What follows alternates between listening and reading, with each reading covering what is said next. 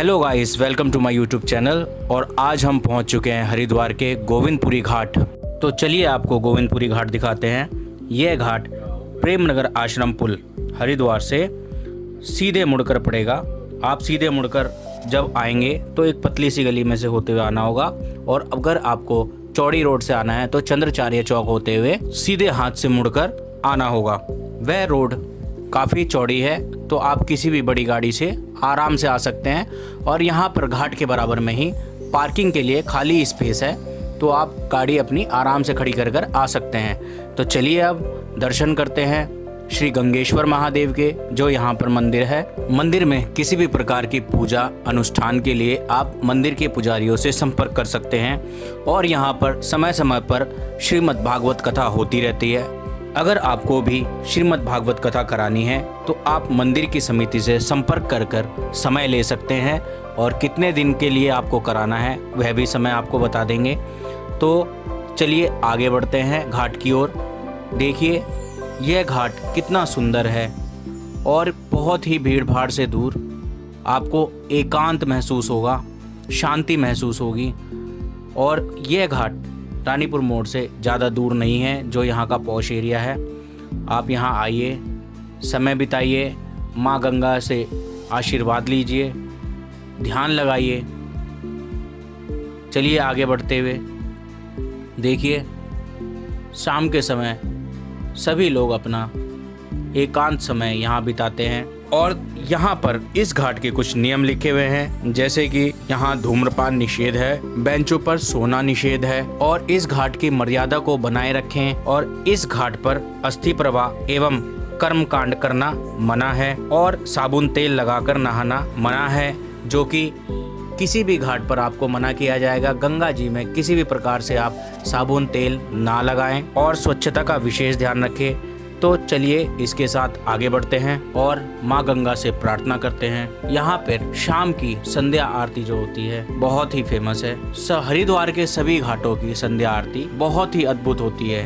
आप किसी भी घाट पर जाइए, आपको गंगा आरती शाम के समय बहुत ही अद्भुत नजर आएगी। बहुत ही श्रद्धा भाव से लोग आते हैं और माँ गंगा की आरती को महसूस करते हैं, देखते हैं, सुनते हैं और आशीर्वाद प्राप्त करते हैं। यहाँ का वातावरण इतना शांत, पवित्र और आध्यात्मिक है कि यहाँ आते ही मन को एक अलग ही सुकून का अनुभव होता है।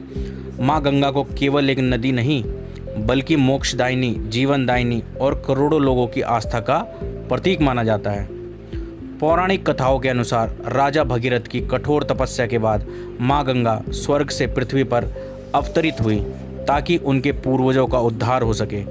तभी से गंगा को पापों का नाश करने वाली और मोक्षदायिनी कहा जाता है। दोस्तों, हर दिन लाखों श्रद्धालु गंगा स्नान करने, पूजा अर्चना करने और अपने पूर्वजों का तर्पण करने यहाँ आते हैं। सुबह की पहली किरण के साथ होने वाली आरती, मंदिरों की घंटियों की मधुर ध्वनि, शंखनाद और हर हर गंगे के जयकारे से पूरा वातावरण को भक्तिमय बना देता है। यदि आप यहाँ सूर्योदय या सूर्यास्त के समय आएँ तो गंगा का दृश्य और भी मनमोहक दिखाई देता है। पानी पर पड़ती सुनहरी किरणें, बहती हुई दीपों की कतारें और श्रद्धालुओं की आस्था इस स्थान को अद्भुत बना देती है।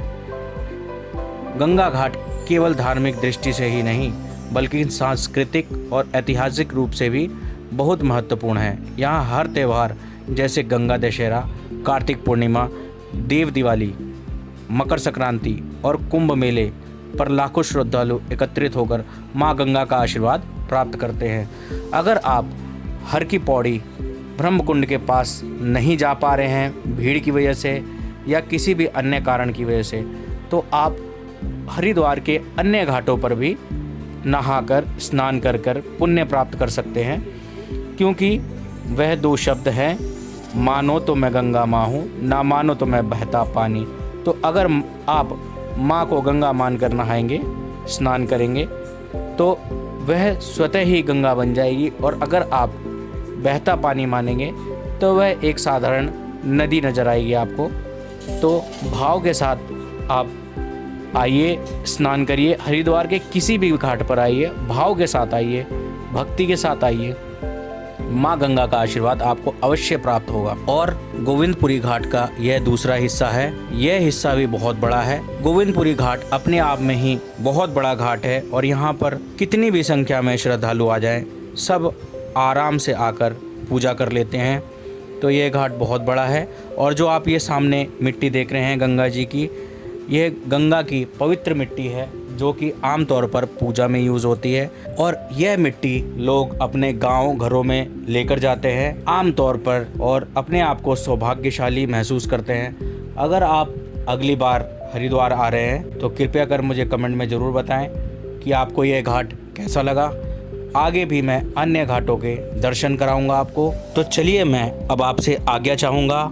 और ये देखिए गोविंदपुरी घाट के बाहर बराबर में आपको पार्किंग के लिए खाली स्पेस मिल जाएगा, तो आप यहाँ आराम से अपनी गाड़ी खड़ी कीजिए। तो चलिए मिलते हैं अगले व्लॉग में। धन्यवाद। हर हर गंगे, जय माँ गंगे।